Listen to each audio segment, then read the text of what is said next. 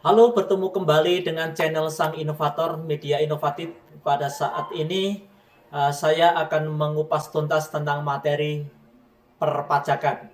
Materi ini bisa digunakan untuk pelajar setingkat SMA, SMK, maupun mahasiswa. Tentunya materi sangat menarik karena masalah perpajakan itu materi sangat cukup penting untuk bidang studi ekonomi. Oleh karena itu, ikuti materi dari saya tentang pembahasan perpajakan di sesi pertama ini atau pembelajaran di sesi pertama. Mari kita ikuti, jangan sampai tertinggal materi dari saya, dari channel Sang Inovator. Dan saya mohon untuk mendukung channel dari Sang Inovator supaya tetap maju ke depan, memberikan materi-materi yang menarik untuk pelajar-pelajar di seluruh Indonesia dan juga untuk mahasiswa. Tentunya materi ini uh, terkait dengan masalah perpajakan itu seperti apa yang berlaku di Indonesia, asasnya, manfaatnya, dan kemudian cara menghitungnya seperti apa. Simak untuk materi dari saya, channel Sang Inovator.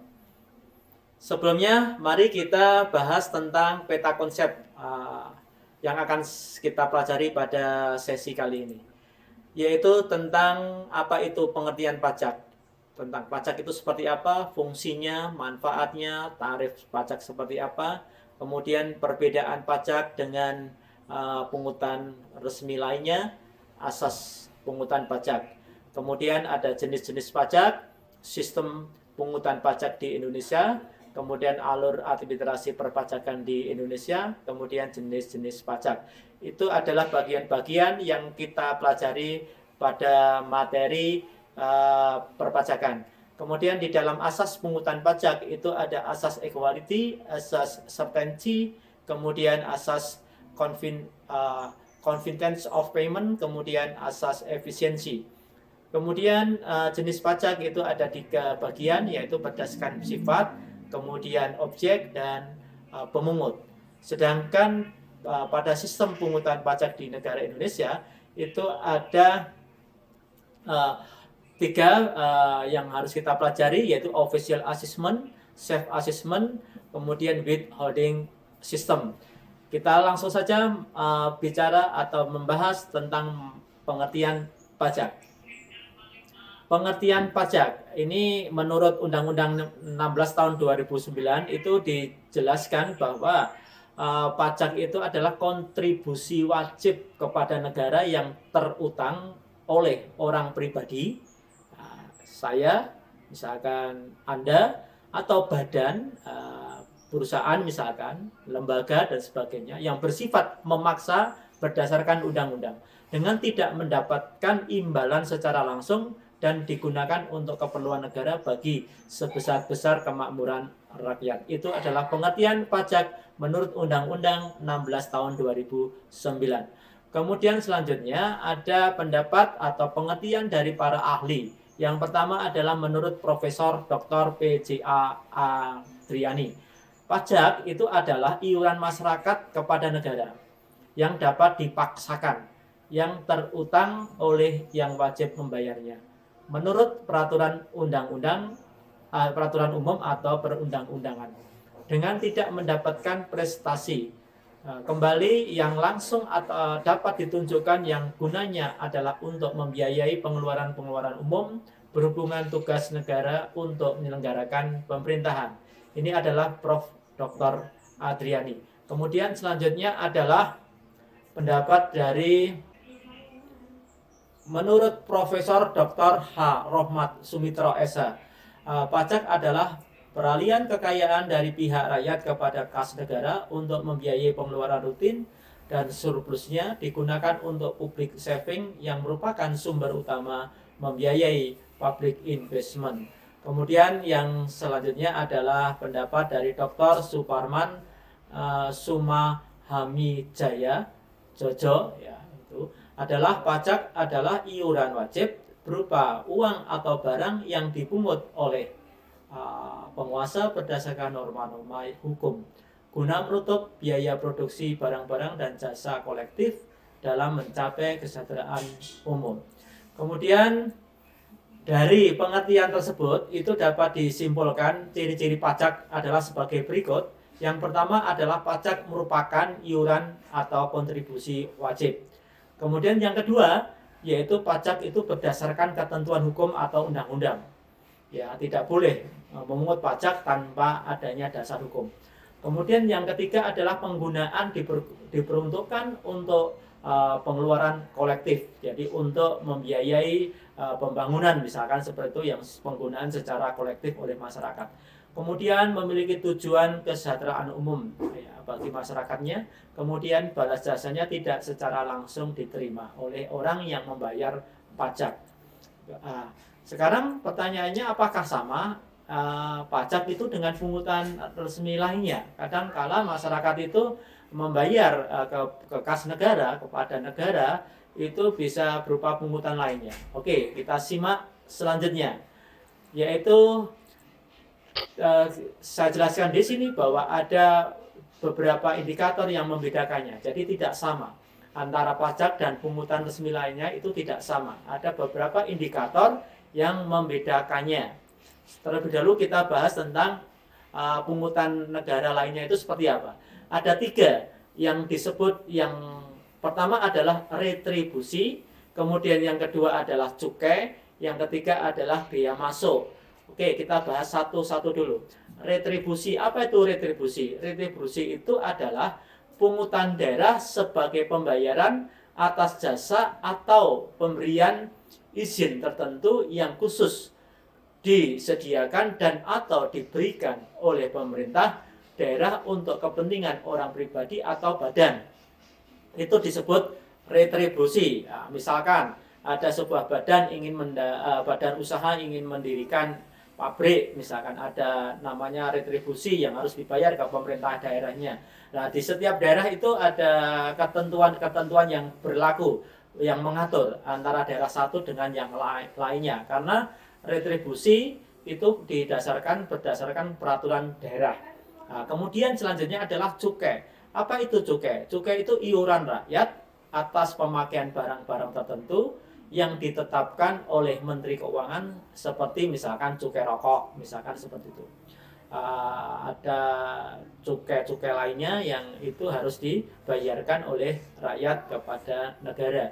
Kemudian ada bea masuk. Apa itu bea masuk? Bea masuk itu adalah pungutan atas sejumlah uang atau barang yang ketika ada barang yang masuk ke daerah pabean Indonesia, jadi impor barang masuk dengan tujuan untuk dikonsumsi oleh di dalam negeri. Yang kedua adalah barang keluar dikenakan juga atas cukai, atas bea masuk maupun bea keluar. Di sini adalah ekspor dan impor. Oke, selanjutnya kita jelaskan perbedaan dari pajak dan pungutan resmi. Ada beberapa indikator. Yang pertama adalah dasar hukum. Kalau pajak itu berdasarkan undang-undang, kalau pungutan resmi adalah peraturan pemerintah. Ada dasarnya. Kemudian sifat dan sanksinya. Kalau pajak itu bersifat memaksa, sanksi berdasarkan yuridis hukum.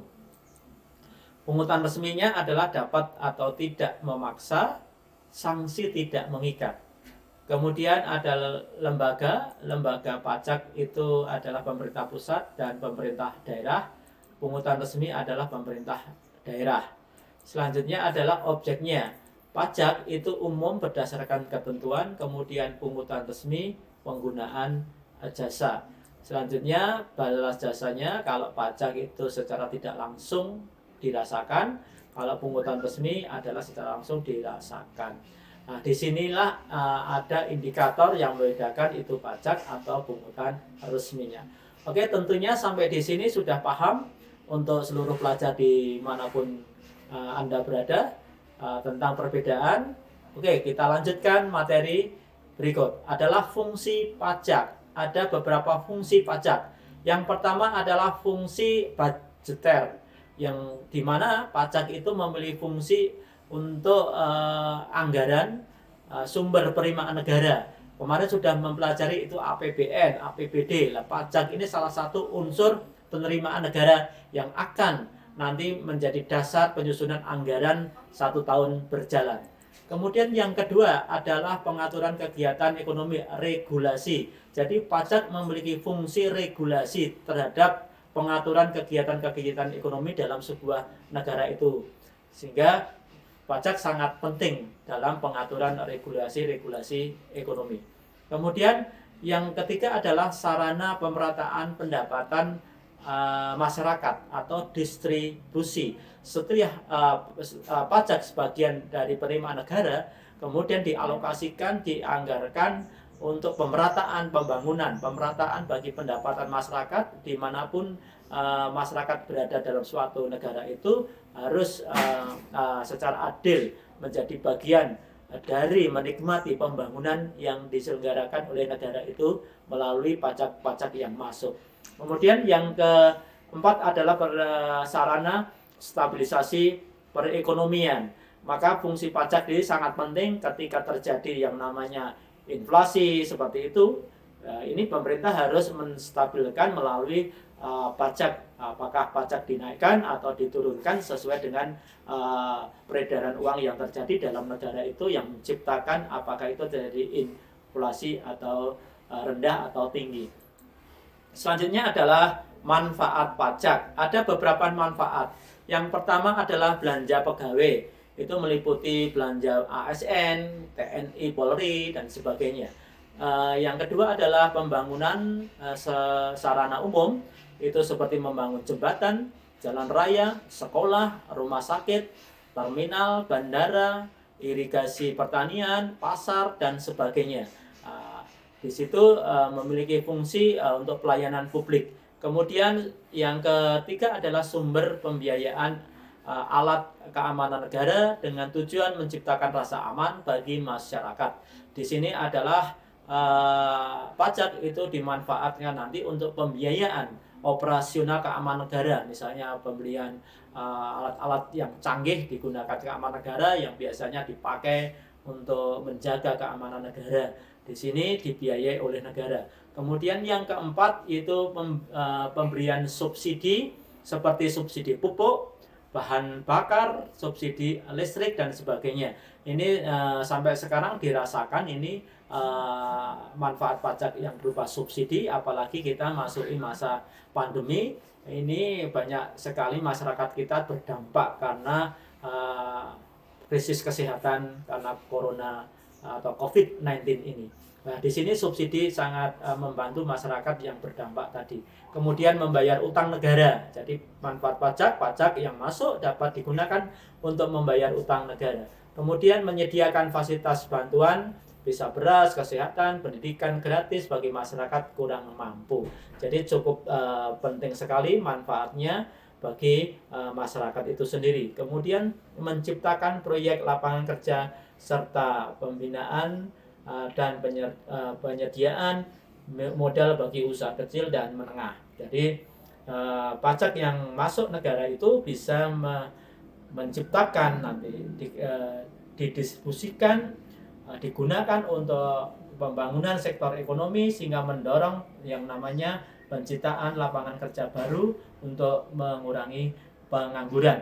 Di sini untuk pelajar dimanapun Anda berada, manfaat pajak yang cukup penting. Apa sistem pemungutan pajak?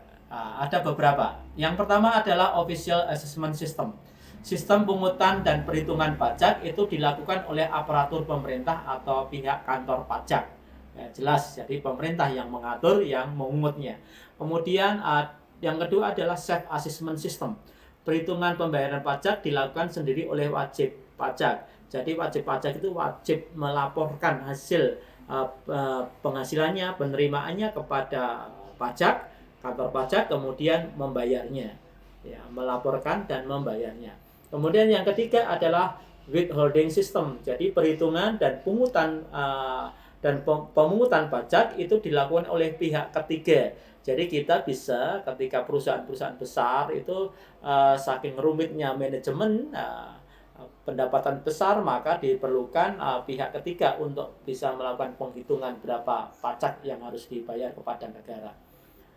Demikian untuk sistem pungutan pajak. Selanjutnya yaitu tarif. Ada beberapa tarif, ada 4 tarif pajak yang kita ketahui. Yang pertama adalah tarif pajak proporsional sebanding. Maksudnya apa? Tarif pajak proporsional itu adalah tarif pajak yang pengenaan pajaknya tetap atas beberapa dasar pengenaan pajaknya. Misalnya begini, contoh, misalkan ada PKP, penerimaan kena pajak, pendapatan kena pajak, itu besarnya 50 juta, tarif pajaknya adalah 10%, maka 10% dari 50 juta, 5 juta. Kemudian misalnya PKP-nya 75 juta, ini tetap, persentasenya tetap 10%, maka 7,5 juta yang kena. Kemudian 100 juta, tarif pajaknya 10%, kena wajib membayar sebesar 10 juta. Ini yang disebut dengan tarif pajak yang tetap sebanding. Kemudian yang kedua adalah tarif pajak tetap. Yang tadi adalah tarif pajak proporsional sebanding. Yang ketiga adalah tarif pajak tetap. Tetap maksudnya di sini adalah tarif pajak yang tetap untuk setiap dasar pengenaan pajak atau besarnya jumlah pajak yang dibayarkan sama. Contohnya, misalnya PKP-nya 50 juta, maka besarnya sama, 15 juta misalkan. Kalau 75, 15 juta semua. 100 juta, 15 juta. Misalkan 150 juta, 15 juta. Itu disebut tetap di sini. Nah, sedikit bedanya apa dengan sebanding? Nah, sebanding besarnya persentasenya sama, tetapi besarnya pajak berbeda berdasarkan PKP-nya, begitu. Semakin tinggi PKP-nya, maka besarnya pajak semakin tinggi pula. Itu yang disebut sebanding. Kemudian yang ketiga,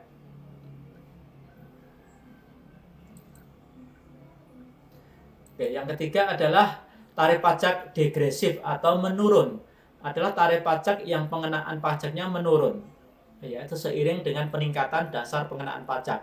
Misalkan PKP-nya 50 juta, maka tarif pajaknya di sini misalkan 30, tinggi.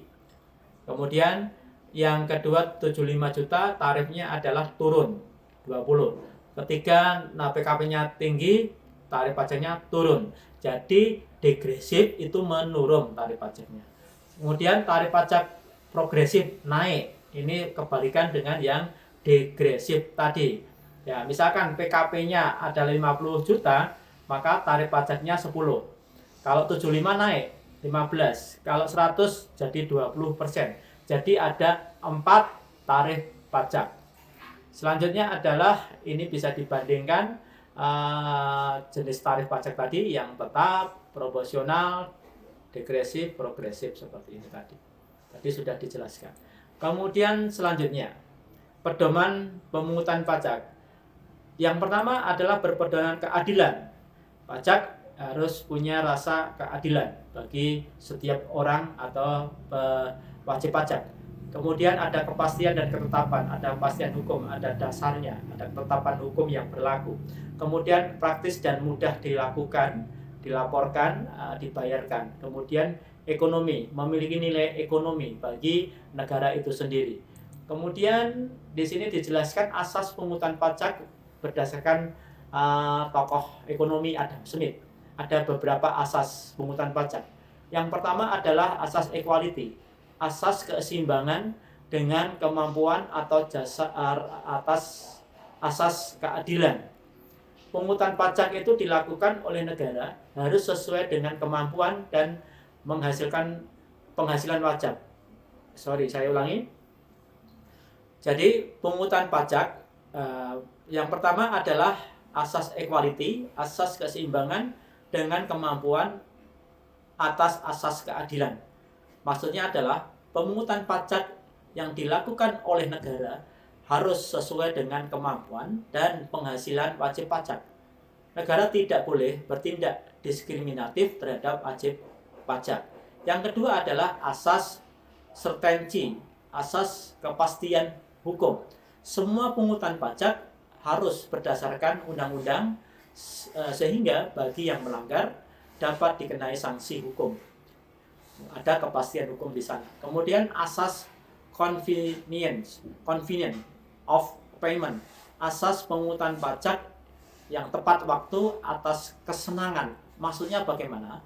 Pajak harus dipungut pada saat yang tepat bagi wajib pajak, saat yang paling baik. Misalkan di saat wajib pajak harus menerima penghasilan atau hadiah, disitulah wajib membayar pajak pada saat mereka senang.